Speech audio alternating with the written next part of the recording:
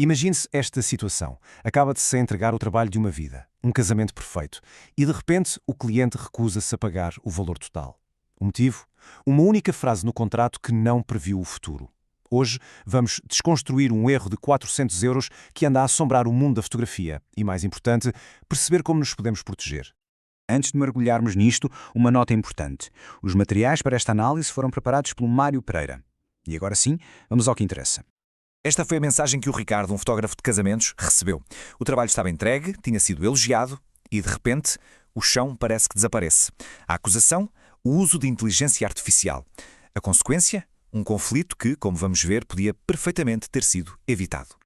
Para nos protegermos de cenários como este, vamos seguir um plano. Primeiro, vamos percorrer a história do Ricardo para perceber o pesadelo. Depois, dissecar a armadilha do contrato onde ele caiu. E, a partir daí, construir um plano de ação com estratégias e cláusulas que o teriam com certeza salvado. E começamos então com o pesadelo do Ricardo. Um fotógrafo de casamentos talentoso, com um portfólio impecável, que de um momento para o outro se viu apanhado numa teia tecnológica que ele, pura e simplesmente, não antecipou. O cenário não podia ser melhor, verdade? 850 fotografias entregues, o cliente super satisfeito e 1.200 euros prestes a entrar na conta. O Ricardo, claro, respirava de alívio, convencido que era mais um trabalho concluído com sucesso. Mal sabia ele o que vinha aí. E é aqui que se dá a reviravolta. 3 dias depois, o telefone toca. A alegação do cliente é um autêntico choque. A edição, que foi assistida por software de IA, não era o trabalho artesanal que eles achavam que tinham contratado. A tecnologia, que para o Ricardo era uma ferramenta de eficiência, para o cliente era, na verdade, uma quebra de confiança. Então, o que fazer? Uma batalha legal? Publicidade negativa? O stress todo? O Ricardo fez as contas à vida e cedeu. O custo desta ambiguidade no contrato? Bem, foram 400 euros a menos no bolso. Agora, vamos lá dissecar esta armadilha. Porque o que falhou aqui não foi a arte do Ricardo, foi a arquitetura do seu contrato. A sua vulnerabilidade estava escrita, ou melhor, não estava escrita no papel.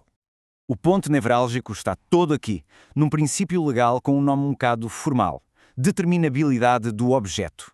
O que é que isto quer dizer em bom português? Basicamente, a lei exige que o contrato seja específico. E é aqui que está a grande mudança. Com a inteligência artificial, o como se edita tornou-se de repente tão importante como o resultado final para muitos clientes. E a proposta do Ricardo era completamente silenciosa sobre esse como. Resumindo, foram 3 erros fatais. Primeiro, a proposta era demasiado vaga, usava termos genéricos como edição profissional. Segundo, não havia uma ligação clara, contratual, ao portfólio que o cliente tinha visto e aprovado. E o erro final foi ignorar o elefante na sala. Não se antecipou que a IA é um tema sensível e que exige clareza desde o primeiro minuto. E atenção, não se pense que o caso do Ricardo é isolado, de todo. A tendência está mesmo a crescer. Temos clientes a recusar pagamentos por causa de retoques de pele, a vasculhar os metadados à procura de software de IA. A desconfiança está a instalar-se e os fotógrafos precisam de estar preparados. Muito bem, problema identificado. Agora, vamos ao plano de proteção. Vamos analisar 3 estratégias de proposta, 3 caminhos diferentes para blindar o trabalho e garantir que isto nunca mais acontece. A comparação aqui é muito interessante. A primeira opção, a transparência total, é sem dúvida a mais segura do ponto de vista legal, mas pode exigir um esforço extra para educar o cliente. A segunda, a descrição neutra, é uma espécie de meio termo, menos alarmista. E a terceira, o posicionamento artesanal, transforma a ausência de IA num serviço premium, justificando um preço mais alto para um nicho de mercado muito específico. Mas, atenção, uma boa estratégia na proposta só funciona se for sustentada por um contrato forte. Vamos então ver que cláusulas são estas que transformam a intenção em proteção legal a sério. Uma cláusula de proteção eficaz assenta no fundo nestes 4 pilares. Primeiro, o cliente declara que foi informado. Segundo, aprova o processo ligando-o ao portfólio. Terceiro, o foco da avaliação é o resultado e não o método. E por fim, o mais importante de tudo, o processo não pode ser motivo para recusa. Com isto, a porta para disputas fica basicamente fechada à chave. Mas os contratos são a última linha de defesa. A primeira, e na verdade a mais eficaz, é o diálogo. Prevenir o problema através de uma conversa honesta é sempre, mas sempre, melhor do que remediá-lo com advogados. 2 perguntas. Tão simples como estas, mas podem ser a melhor ferramenta de prevenção. Elas abrem a porta para uma conversa honesta, trazem as preocupações escondidas para cima da mesa e permitem gerir tudo logo no início, em vez de haver surpresas no fim.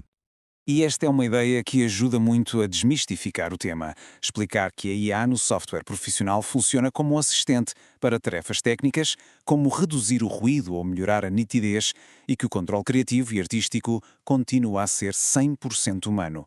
Isto ajuda e muito a criar confiança. No fundo, a grande lição é esta. A linha que separa a tranquilidade de uma disputa de 400 ou até 4.000 euros pode ser tão fina como a clareza de alguns parágrafos na proposta. A prevenção está mesmo nos detalhes.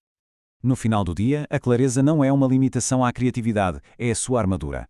Proteger o processo com contratos bem definidos e um diálogo aberto não nos prende, liberta-nos, para nos focarmos naquilo que realmente importa, a nossa arte.